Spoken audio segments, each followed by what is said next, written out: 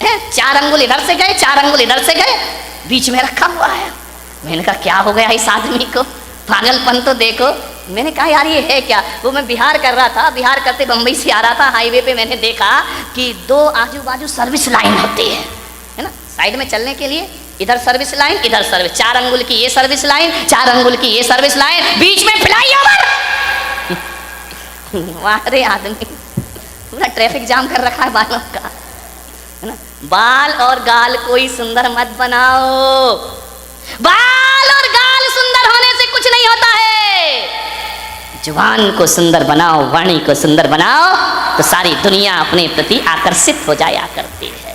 कभी विचार किया 1000 लीटर नींबू का रस, कितना कितना 1000 लीटर नींबू का रस यदि इस पंडाल में लाके रख दिया जाए, एक भी चींटी उसकी तरफ आकर्षित नहीं होगी। 1000 लीटर नींबू का रस, एक भी चींटी उसके पास नहीं आएगी। और एक बूंद चाशनी गिरा दी जाए, हजारों चींटियां उसकी तरफ आकर्षित हो जाया करती हैं, हजारों चींटियां उसकी तरफ आ जाती हैं। अपनी वाणी को नींबू जैसा खट्टा मत बनाओ, अपनी वाणी को चाशनी जैसा मीठा बनाने का प्रयास करिए। हजारों लोग आकर्षित हो जाएंगे मीठी वाणी से, हजारों लोग तुम्हारी तरफ आएंगे। वाणी में मिठास होना। खट्टा नींबू क्या दशा होती मालूम नींबू की, बेचारा बाजार से आता है, यूं यूं दबाया जाता है, दबाने के बाद उसे चाकू से काट दिया जाता है, 2 टुकड़े कर दिए जाते हैं, फिर निचोड़ा जाता है और निचोड़ने के बाद सड़कों पर फेंक दिया। खट्टे लोगों की यही स्थिति होगी, ध्यान रखना। निचोड़े जाओगे, सड़कों पर फेंके जाओगे, सैकड़ों लोग तुम्हारे ऊपर लाते रखे निकल जाएंगे। ध्यान, चाशनी बनो, मीठे बनो, वाणी में वीणा की झनकार होना चाहिए। लेकिन आज वीणा की झनकार नहीं, वाणी में बाण बसे हुए हैं। ध्यान रखना। एक महाभारत का युद्ध हुआ इस देश में, एक बात याद रखना, ये महाभारत द्रौपदी के चीरहरण से नहीं हुआ है, ये महाभारत जुए में हार जाने से भी नहीं हुआ है। ध्यान रखिए, ये महाभारत शकुनी के पासे बदलने से भी नहीं हुआ है। ये महाभारत इस देश में यदि हुआ है तो ध्यान रखना, दुर्योधन के कारण भी नहीं हुआ है। ये महाभारत इस देश में यदि हुआ है तो द्रौपदी के कारण इस देश में महाभारत की रचना हुआ करती है। मान्यवर आप विचार करिए, जब पांडवों को खंडप्रस्थ दिया गया कि जाओ पांडुपुत्र, धृतराष्ट्र ने कहा खंडप्रस्थ तुम्हें दिया जाता है, पूरा हस्तिनापुर दुर्योधन को दिया जाता है। ध्यान रखना, प्रस्ताव रखा, सुलह की बात हुई, दुर्योधन ने खंडप्रस्थ दे दिया। जहां ना पानी बरसता था, ना जहां फसल होती थी, बंजर भूमि, जाओ वहां रहो। युधिष्ठिर ने कहा, अर्जुन ने कहा कोई बात नहीं, यदि हम में ताकत होगी तो खंडप्रस्थ को इंद्रप्रस्थ बना करके रख दिया जाएगा। ध्यान रखें, हौसले बुलंद होना चाहिए। खंडप्रस्थ दे दिया, जहां पर खंडर ही खंडर है, बंजर भूमि है। 5 पांडवों ने पुरुषार्थ किया, मेहनत की, खंडप्रस्थ को इंद्रप्रस्थ में तब्दील कर दिया और इतना सुंदर बनाया। आज कितने भी बड़े आर्किटेक्ट हों, वो व्यवस्था नहीं ला सकते हैं। कैसे लोग थे, कैसी बुद्धि थी उनकी, बिना पढ़े लिखे भी इतना सब कुछ कर लिया करते थे। इतना सुंदर महल बनाया, पूरी दुनिया में चर्चा हुई कि युधिष्ठिर अर्जुन ने इतना सुंदर इंद्रप्रस्थ बनाया है, हजारों लोग देखने जा रहे हैं, बहुत खूबसूरत। दुर्योधन ने कहा कि मैं भी तो चल के देखूं। गया इंद्रप्रस्थ में, और जैसे ही इंद्रप्रस्थ पहुंचा दुर्योधन, इतना अद्भुत महल था, जो दिखता था वो होता नहीं था, और जो होता था वो दिखता। दुर्योधन ने अपनी धोती संभाली, उसे लगा कि यार यहाँ तो पानी पानी दिखाई दे रहा है। धोती संभाल करके चल रहा है, वहां तो पानी था ही नहीं, केवल दिखाई देता था। आगे देखा दुर्योधन ने, रंगोली बनी हुई है, चौक पूरे हुए, बहुत सुंदर है। अरे बोले यहाँ से तो आ गया, अब क्या धोती पकड़ना, अब क्या अपने को संभालना। इतना सुंदर, आंखें फटी की फटी रह गई दुर्योधन की। आगे बड़ा पानी था, गिरा छपाक से पानी में, पूरे कपड़े गीले हो गए। जोरदार अट्ठास हुआ झरोके से, बड़ी जोर से व्यंग की हंसी आई। उसने कहा देवर जी ये क्या हो गया। द्रौपदी की आवाज आई, गिर गए। अरे संभल के चलना सीखो देवर जी। पानी में गिरा हुआ दुर्योधन भीगा हुआ। द्रौपदी ने कहा गिर गए ना, अब पता पड़ा कि इंद्रप्रस्थ क्या है और हस्तिनापुर क्या है। अरे तुम कैसे संभलोगे, अंधे का पुत्र, अंधा ही होगा। बस यहाँ से महाभारत शुरू हो जाया करती है। द्रौपदी का चीरहरण महाभारत नहीं था, जुए में हारना महाभारत नहीं था। द्रौपदी का एक तीखा वचन कि अंधे का पुत्र अंधा ही होगा, बस इतनी सी वचन महाभारत की रचना करते हैं। ध्यान रखिए, उसी दिन दुर्योधन ने कसम खा ली कि आज जो अपमान तूने मेरा किया है, आज जो भरी सभा में तूने मेरा उपहास किया है, ठहर जा, एक दिन भरी सभा में तुझे नग्न नहीं किया तो मेरा नाम भी दुर्योधन नहीं होना चाहिए। इतनी सी बात ध्यान रखना। शब्द को संभाल के बोलिए, शब्द संभाल के बोलिए, शब्द के हाथ न पाओ। ध्यान रखिए, एक वाणी जीवन को तबाह कर देती है। अपमान किसी का मत करो।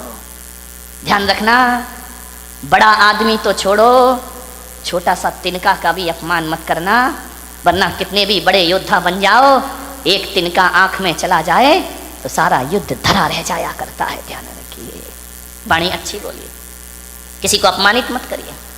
एक तीखे वचन ने, एक कटु वचन ने महाभारत की रचना कर दी। ध्यान रखिए, मीठा बोलो, अच्छा बोलो, विपत्तियों को आमंत्रण मत दो, मुसीबत को आमंत्रण मत दो। एक तीखा वचन हजार विपत्तियों को लेकर अपने साथ आया करता है। ध्यान रखिए, बोलो तो बोलो सदा मीठे वचन। जो काम शक्ति से नहीं होते वो काम मिठास से हो जाया करते हैं। खुदा को भी पसंद नहीं शक्ति जुबान में, खुदा को भी पसंद नहीं शक्ति जुबान में, इसीलिए नहीं दी हड्डी जुबान में। ध्यान रखिए, पूरे शरीर में हड्डियां हैं, जुबान में हड्डी नहीं है, क्योंकि शक्ति पसंद नहीं करता वो ईश्वर। जुबान तो मुलायम होती है ना। ध्यान रखिए, जुबान जितनी मुलायम है वचन उससे ज्यादा मुलायम होना चाहिए। एक बात याद रखना, जुबान में हड्डी तो बिल्कुल नहीं होती, एक भी हड्डी नहीं है जुबान में। लेकिन एक बात याद रखना बारामती वालों, उसमें हड्डी तो एक भी नहीं होती है, लेकिन ताकत इतनी है कि सारी हड्डियां तोड़वा के रख देगी। ध्यान रखना, एक भी हड्डी नहीं बचेगी। यदि वो अपनी पे आ गई तो सारी हड्डियां तोड़वा देगी तुम्हारी। बहुत महत्वपूर्ण है जुबान का। ध्यान रखना, आंख एक है, आंख दो है, काम एक है। ये आंख भी देखती है, ये आंख भी देखती है, कान दो हैं, दायां कान भी सुनता है, बायां कान भी सुनता है, नासा द्वार दो हैं, दाई नासिका, रामदेव बाबा अनुलोम विलोम दो होती है। ध्यान रखिए, विचार कर, बड़ी दिक्कत हो गई इस देश में। किस्मत है मेरी कि इतनी महिलाएं और इतने पुरुष मेरे प्रवचन में आ रहे हैं, वरना टाइम किसके पास है? महिलाओं के पास तो और भी नहीं है। एक महिला से मैंने पूछा प्रवचन में नहीं आती, बोले नहीं आती महाराज। मैंने कहा क्यों नहीं आती है? बोले करूं क्या महाराज, रात को 12 बजे तक तो एकता कपूर जगाती है, रात को 12 बजे तक तो एकता कपूर नहीं सोने देती है, और सवेरे 4 बजे रामदेव बाबा जगा देते हैं। हम करें कहां से आए तुम्हारे प्रवचन में? इतने बिजी हैं हम लोग। ध्यान रखिए, समझिए, मान्यवर। दो नासा द्वार है, काम एक ही है, दो हाथ है, काम एक ही है, दो पैर हैं, काम एक ही है, दोनों पैर चला करते हैं, लेकिन जुबान अकेली है, इकलौती है, इकलौती औलाद है अपनी लीलावती। साली लीला यही कराती है, यही रास लीला करा दे, यही राम लीला करा दे। लीलावती का सावधान, इस लीलावती से 2 अंगुल की जुबान 5 फीट के शरीर का सत्यानाश करा सकती है। ध्यान रखिए, ये जो लीलावती बैठी है ना, इस पे कंट्रोल रखो, कंट्रोल कंट्रोल। ध्यान रखिए, ये जो लीलावती है बहुत नटखट काम करती है, पूरे शरीर में अकेली है, इकलौती औलाद है इस मुंह की। लेकिन एक बात ध्यान रखना, ये जो लीलावती है ना, है तो अकेली, काम डबल करती है। ध्यान रखना, एक चखना और एक बकना। ध्यान रखिए, जो 2 है वो एक काम करते, जो अकेली है वो एक चखती भी है। और मीठा खाना याद रहा पर मीठा बोलना भूल गए। ध्यान रखिए, एक तोता तीखा तीखा खाता है, मिर्च खाता है तोता, मीठा मीठा बोलता है, और हम मीठा मीठा खाते हैं। बोल दो, तीखा तीखा बोलते हैं हमें जुबान से। जुबान को संभाल के रखो, वाणी सुंदर बनाओ। एक कितनी भी सुंदर महिला हो, खूबसूरत महिला हो, आसमान से उतरी हुई परी हो, ध्यान रखना, आप सोचते हो ना कि थोड़ी सी लिपस्टिक से हम बड़े अट्रैक्टिव लगेंगे। नहीं नहीं, कौन बोला महाराज हमारे पीछे क्यों पड़े हो तुम? ध्यान रख, लिपस्टिक लगा के आप सोचते कि हम सुंदर हो गए हैं।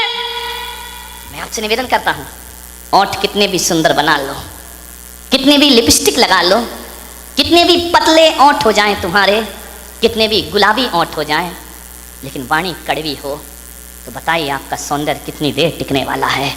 ओंठों का सौंदर्य ज़्यादा नहीं टिका करता है।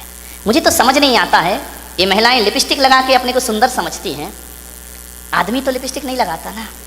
नहीं, बारामती का मुझे पता, लगाते हो क्या? नहीं लगाते ना। एक बात बताओ, ये सोचती है लिपस्टिक से सुंदरता बढ़ती है, तो लिपस्टिक लगा के सुंदर दिखने वाली देवी हो, बिना लिपस्टिक वाले पे क्यों मरती हो? फैसला करो, फैसला। ये तो लिपस्टिक जान इन पे देती है लोग, ध्यान रखिए। इसका मतलब है लिपस्टिक कितनी भी अच्छी हो, चेहरे की सुंदरता कितनी देर की? आधे घंटे। एक बात बताओ, एक सुंदर चेहरे को एक बार देखोगे, दो बार देखोगे, तीन बार देखोगे, बार बार देखोगे, उस चेहरे से भी जी भर जाएगा। ध्यान रखिए, ध्यान रखना। ज्यादा सुंदर चेहरा कितने दिन अच्छा लगेगा? 1 साल, 2 साल। कितनी भी सुंदर पत्नी ले आओ बेटा, साल भर बाद तो वही हालत है कि वो बड़बड़ा रही है, अपन चुपचाप सुन रहे हैं बैठ करके। खाना खाएगी तभी बोलेगी। ध्यान रखना, ये आदमियों की जिंदगी इसी में, बेचारे हर थके हुए हारे हुए तो आते हैं दुकान से, वो जैसे ही आया और इनकी रामायण शुरू हो जाया करती है। देवरानी ने ये कहा, जिठानी ने वो कहा, तेरी अम्मा ने एक परसते भी जा रही है। महिलाओं से निवेदन है, जब पति घर में आए तो उसकी थाली में रोटी परोसो, रोटी। दिन भर की किचकिच मत परोसो उसकी थाली में, वरना थाली फेंक करके इतना परेशान। उसी समय मैंने एक महिला से बोला, खाते समय क्यों बोलती हो? बोले खाते समय तो वो चुपचाप सुनता है, मुंह में रोटी रहती है, सुनते रहता है, अपन बोलते जाओ, देवी बोलते जा रही, बोलते जा रही, बोलते जा रही है, वो बेचारा खाते जा रहा, खाते जा रहा। क्या करे, इधर सुने या इधर सुने, खा रहा। ऐसी हालत है जैसे सड़क के किनारे भुट्टा सिकता है ना, भुट्टे नहीं सीखते रहते, वो एक हाथ से हवा करते जा रहा, भुट्टा सीखते जा रहा, हवा करते जा रहा, भुट्टा सीखते जा रहा, रोटी पटकते जा रही, भुट्टा सीखते जा रहा, सीखते जा रहा, सीख गया भुट्टा, क्या रोटी खाए बेचारा। ध्यान रखो, खाते समय तो कहा है कुत्ते को भी परेशान, ये तो फिर क्या बोली, इतनी तेज है बारामती की महिलाएं, इतनी तेज, इतनी तेज, इतनी तेज कि एक दिन 2 पति पत्नी बाजार गए, पति ने पत्नी से कहा, तू कहे फैशन है, तू कहे तो एक कुत्ता खरीद ले। पत्नी ने ऊपर से नीचे तक देखा, बोली क्या जरूरत है? बोले जब से तुम मिले हो। कौन बोला हर तमन्ना पूरी हो गई मेरी? ध्यान रखिए। एक बच्चा रो रहा था, बहुत जोरों से रो रहा था। पत्नी ने कहा देख भी नहीं सकते हो, बच्चा रो रहा है, मैं खाना बना रही हूँ। तो बोले पहले सुन तो ले, काय के लिए रो रहा है? अरे बोले जो भी रो रहा कर दो पूरा। बोले नहीं पहले सुन। बोले क्या? ये रो रहा है कि मुझे गधे पे बैठना है। तो पत्नी ने कहा कंधे पे बिठा के 3 चक्कर नहीं लगा सकते क्या? कुछ लोगों को घर जाके समझ में आएगा, ध्यान रखिए। एक बार यही दुर्घटना घट गई। एक बच्चे ने पूछा अपनी मम्मी से कि मम्मी एल्बम देख रहा था शादी का। बोले पापा घोड़े पे बैठ के आ रहे हैं। बोले हाँ। बोले मम्मी एक बात बताओ, ये शादी में दूल्हा घोड़ी पर बैठ कर ही क्यों आता है, गधे पे बैठ के क्यों नहीं आता है? बोले बेटा एक गधा दूसरे गधे पे नहीं बैठ सकता है। ध्यान रखिए, मीठा बहुत मीठा बोलिए, जिंदगी मीठी बाणी बोलिए, विचार करना है आपको, वाणी में मिठास भरो। लिपस्टिक से जीवन सुंदर नहीं होता है। लिपस्टिक की सुंदरता 1 दिन, 2 दिन, 3 दिन, साल भर बाद वो चेहरा बेकार लगने लगता है, ध्यान रखना। लेकिन यदि वाणी मीठी हुई ना तो मिलते समय भी अच्छा लगता है, और बिछुड़ जाओ तो मीठी वाणी की याद जब जब आती है तब तक सुख की अनुभूतियां प्रारंभ हो जाया करती हैं। मीठी वाणी तो वो होती है बिछड़ने के बाद भी आदमी को याद रहा करती है, ध्यान रखिए। मैंने बारामती में भी ज़्यादा घूमा नहीं हूँ, उधर गया था पीछे एक दिन, इतने सुंदर मकान, मैंने कहा क्या गजब कर दिया भाई। मैं तो आया था गांव समझ के, लेकिन ये तो शहरों को भी पीछे कर रहा है, ध्यान रखिए। डाउट है तो ताली मत बजाओ, है ना। इतने सुंदर मकान, इतने सुंदर मकान, इतने खूबसूरत फर्नीचर लगा है मकानों में, विदेशी टाइल लगे हुए हैं, ध्यान रखना। इतनी सुंदर डिजाइन है, महंगा फर्नीचर, महंगी कार खड़ी है दरवाजे के बाहर, विदेश से पर्दे मंगा के लगाए गए हैं, एक से एक सीनरी खूबसूरत संगमरमर लगा हुआ है, इतना सुंदर कि उसमें अपना चेहरा दिखाई दे जाए।